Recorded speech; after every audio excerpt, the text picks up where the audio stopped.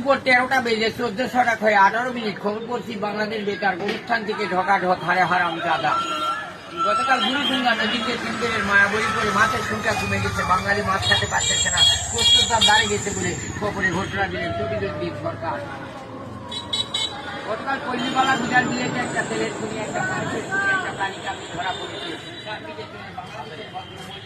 যমুনার সেতু দেখার জন্য আমন্ত্রিত হয়েছে, সেখানে তবিজুদ্দিনের দুইখানা দাঁত ভেঙে গিয়েছে, কয়েকজনের ভক্তরা পরীক্ষা করতে পারেন।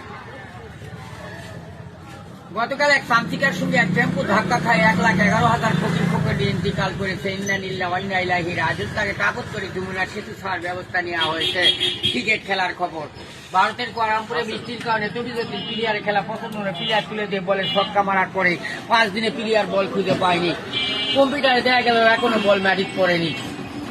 আবহাওয়া নওপাড়াও জিতারপুর, মঙ্গলবাড়ি, কল্যাণপুর, ভুটিয়াপাড়া, আটটা জিতারপুরের উপর ঘন্টায় 45 কিলোমিটার বেগে অবস্থায় চুমকা হাওয়া বয়ে যেতে পারে। সেই সঙ্গে প্রদর্শন বড় বড় আটা কলার গাছগুলাকে 9 নম্বর হুঁশিয়ারি সংকেত রেখে যেতে বলা হয়েছে। খবর শেষ হলো পরবর্তী বেলা 12টায় কালকে সূর্য উঠতে পারে, না উঠতেও পারে।